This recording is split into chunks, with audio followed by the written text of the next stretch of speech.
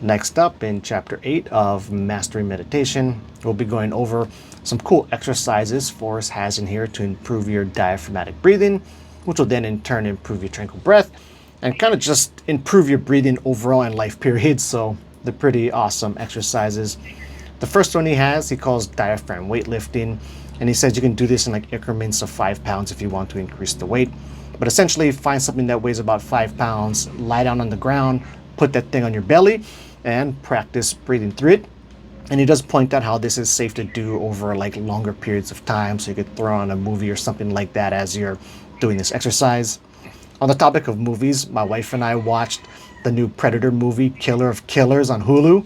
That shit is dope, man. Check that out if you want to do this exercise. It will not be time wasted. Next up, we have the 3 lung exercise.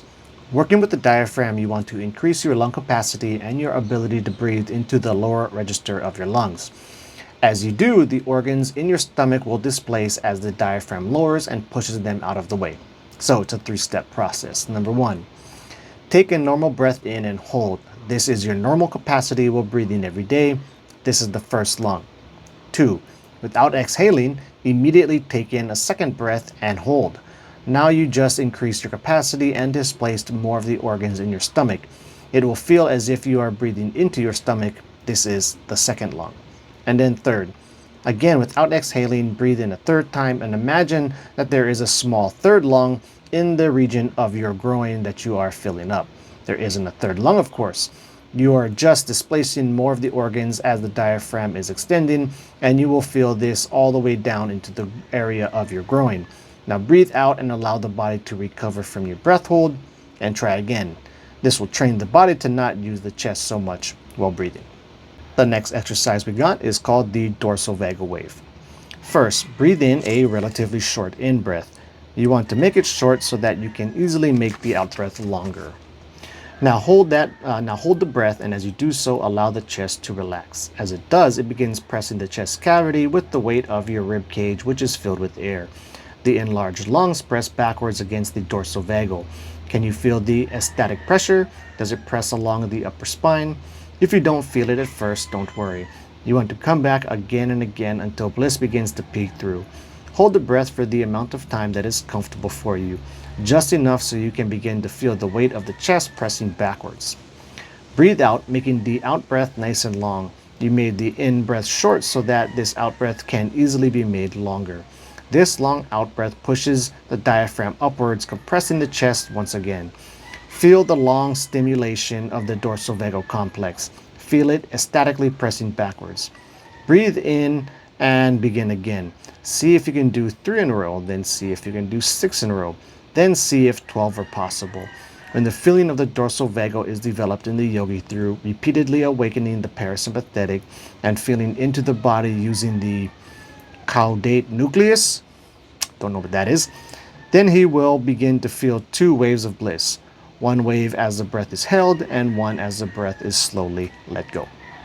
To wrap up his section here on the different exercises we just went over, Forrest has a short paragraph talking about increasing your CO2 tolerance.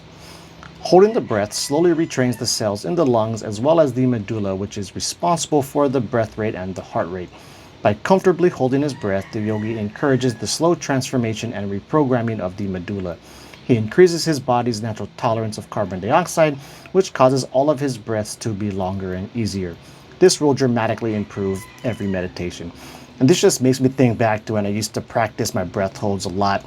Like, it can really be a pretty fun exercise and thing to go through. Like, within every breath hold, well, maybe not everyone, like the first couple breath holds tend to suck, but once you kind of do a couple rounds of it, it tends to get a lot easier. But after you do a couple rounds of as long of a breath hold as you can, and get like to the 3rd or 4th try of it, you can really find these like nice, kind of blissful, relaxing moments within the breath hold where you're just lying down on the ground, you're completely relaxed, holding your breath for as long as you can. And you can find these really nice moments of just, relaxation and, in a way, bliss.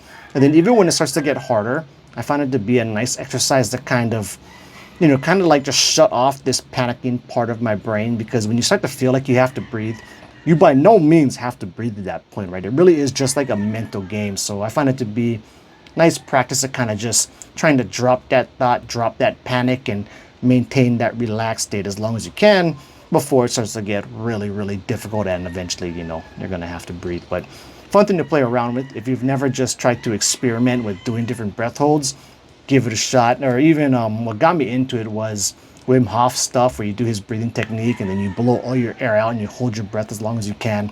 And you can get like some crazy, crazy long breath holds off of that, which I think is just because like what makes you feel like you have to breathe is this CO2 buildup. And so when you're doing like Wim Hof's breathing technique and you're basically just expelling all of that shit, you know, the urge to breathe comes on a lot later, and it just makes these nice moments of bliss and calm in between your breath holds, you know, longer and more relaxing when you go through that whole Wim Hof thing. But anyway, with that said, that wraps it up. Until the next video, keep your meditation practice legit.